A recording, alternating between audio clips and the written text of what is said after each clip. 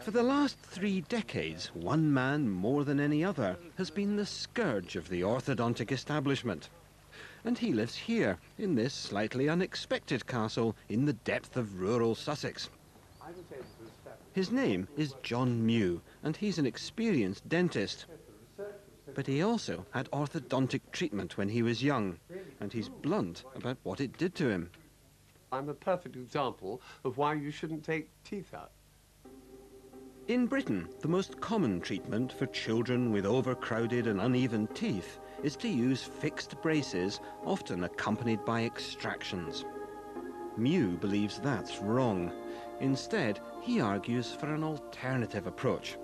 And there is, he says, a way to compare the results. Here, for example, we have a pair of twins.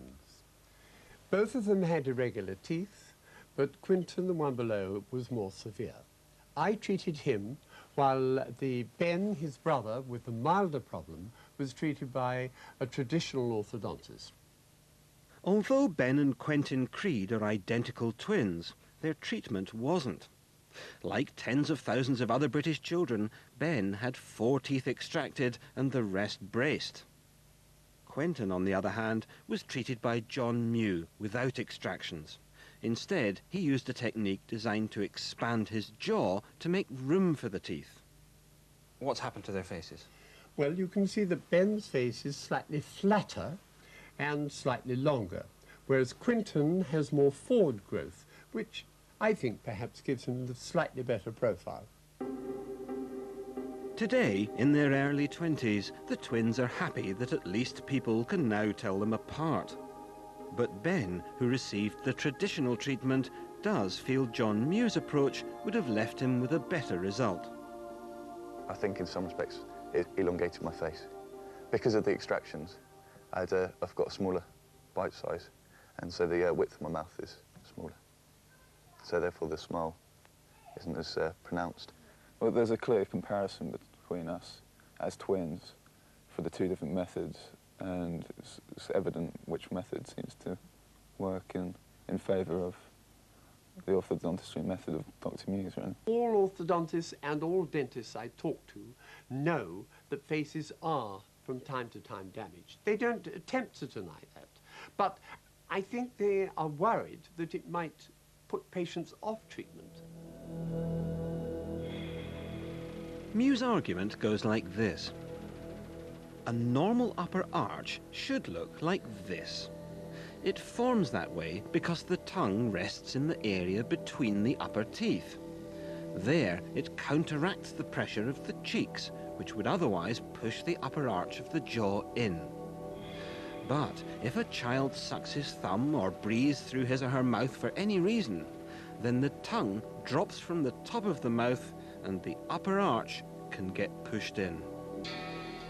Nor is that the end of the process, according to Mew and the critics. They say the narrowed upper arch has a knock-on effect on the lower jaw, forcing it further back and down. And it's that, they say, which gives the appearance that front teeth stick out too far. The critics' treatment is based on changing the posture of the jaws and expanding them to fit the teeth. Brentwood in Essex, and dentist Francois Rossau, another critic of British orthodontics, welcomes 8-year-old patient Katie and her mother. Hi, Katie. Hello, Katie. Katie has a very common problem, uneven teeth which appear to stick out at the front. But, says Rossau, Katie shows why you must look not just at the appearance of the teeth, but the jaw as a whole. I'll do this simple test. I'll just cover Katie's face there. I'll bring the paper down slowly, up to about there. And if you look at that, can you see anything wrong with her face? Does it look as if her top lip is sticking out too far? Her face looks absolutely fine, and her top lip is not sticking out. It looks exactly right. So that's not where the problem is then. If we look at her full face, see, that lower jaw is too far back. But the trouble is that traditional orthodontics would actually say, well, she's got sticky out teeth, it's crowded, so we'll take some out, we'll move that back. That's what normally happens. The danger is if we pull the top teeth back, that will lock the lower jaw even further back. Another dentist to come out against the mainstream is Mike Fennell. And in his case, the evidence was very close to home: his son David. 10 years ago, on the advice of an orthodontist, he extracted 4 of David's teeth. But when David's brace came off, he began to worry. I'd catch glimpses of him from certain angles when his lips looked as if he was an old man with no dentures in. I felt really quite upset at times because I'd recommended to him that he have the treatment. In fact, I hadn't recommended it, I told him he was going to have this treatment. Even here, though, where it all began, some people are beginning to question whether there might be a darker side to the Hollywood smile. One respected Los Angeles orthodontist who has lost faith in the traditional approach is William Hang. I have records on some of my own patients several years after they've had treatment, as much as 10 and 15 years, and I've seen that their teeth change, they're unstable, I've seen their faces change. The key to the alternative approach is a piece of equipment designed to change the posture of the mouth and jaws and expand the jaw's arch, known generally as a functional appliance. Hang uses a particular adaptation invented by Mew, which he calls a postural appliance, which also encourages patients to keep their mouths shut. This is the appliance, and if Megan were to try to bite into it, these little flanges touch her. If she lets her jaw fall back, these remind her to keep her jaw forward. Effectively so that she grows as she should have done. Exactly, exactly. And she has to keep her teeth together at rest.